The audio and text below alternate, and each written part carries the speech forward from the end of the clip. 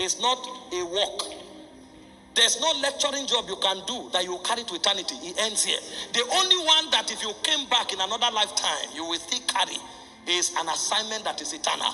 And so anytime Elijah returns, he returns as a prophet. Anytime Elijah returns, he returns as a custodian. Anytime Elijah returns, he returns as a witness, because they don't die. They carry it for all eternity. This is who we are. We are witnesses and we are ambassadors of Zion. We represent dimensions of God on the earth realm.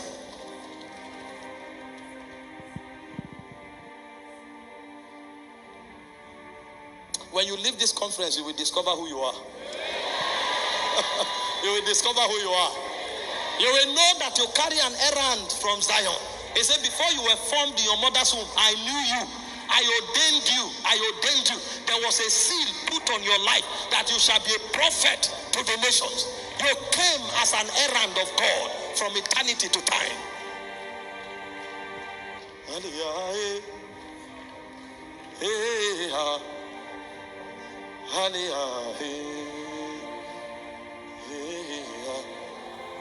If you know this, your life will take a new turn. Do you know why I can never bother what I need to eat? I'm a messenger. I'm an ambassador. I was sent. And the one that sent me is too faithful to allow me hunger and thirst. I was sent. You know why I can never bother about how I will live, or whether I'm under attack or I'm not under attack? I was sent. I told you yesterday, the last thing the British ambassador wants to do in Nigeria is to worry, because the government that sent him is responsible for him.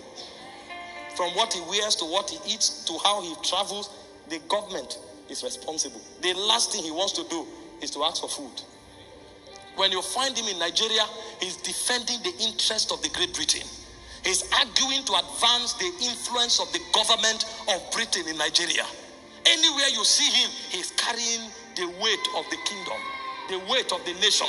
And so long as he's there, Britain will have a stake in that country. That is his burden. How much of the influence of this empire will remain in this country because of my presence? That's how an ambassador thinks. I am on earth. How much of the influence of God will be felt in my space because I am here? If that becomes your pursuit in life, everything men seek will be an addition to you. Everything men desire will be an addition for you.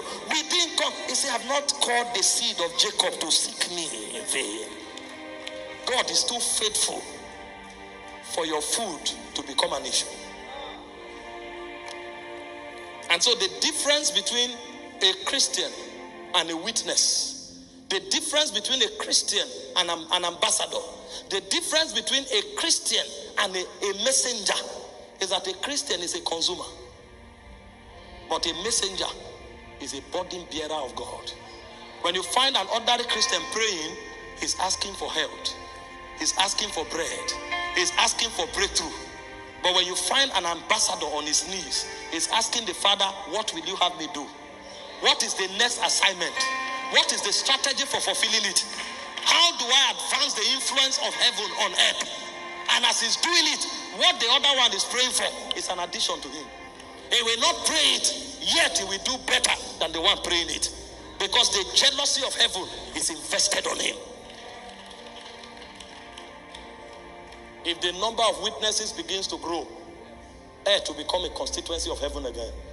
The reason we are here is to make the kingdoms of this world the kingdom of our God and of his Christ. Tonight, I want to touch on something very little. Then we'll begin to pray.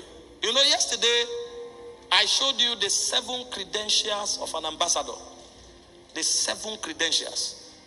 I said the first credential of an ambassador is that he is powered by the law of the Spirit of life.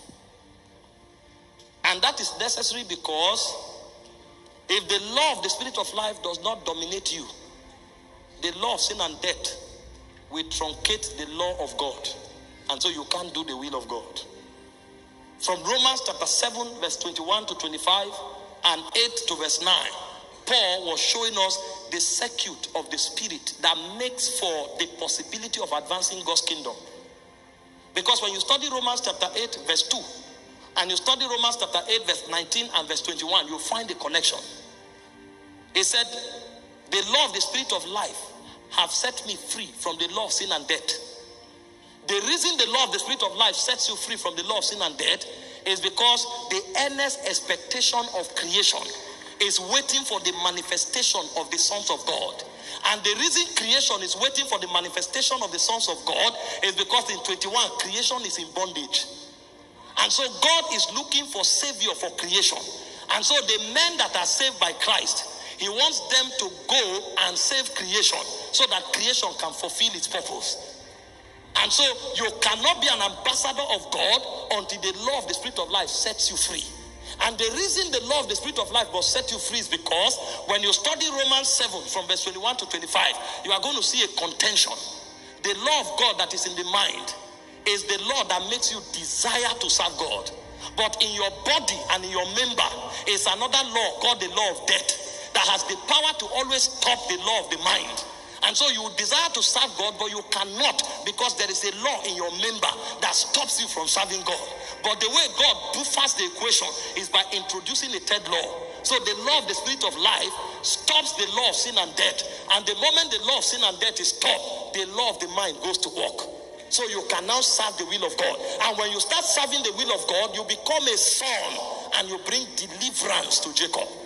And so the first way to become an ambassador is for the law of life to truncate the law of sin and death so that the law of God can push you to serve the will of God. Otherwise, creation will remain in bondage. The bank will be controlled by criminals. The academia will be controlled by criminals. The government will be controlled by criminals. And if you send Christians there, they will join them. Some of us here who are from Christian nations, you know that 60 to 70% of your senators are Christians. But the world is plunging into darkness because they were not taught how to submit to the law of life. So they are still slaves of the law of sin and death. So they had great passion for God. But when they saw money, they saw influence, they saw power, their convictions sank and they became slaves of the devil. And Paul showed us the way to activate the law of life is through your mind. You must become spiritually minded because the law of life must be fed. And it is fed by what you see and what you hear. So your mindedness is what empowers the law that you work with. And only those who submit to the law of life can become sons and bring deliverance to creation. And so the first law of an ambassador is the law of the spirit of life. I said the second thing about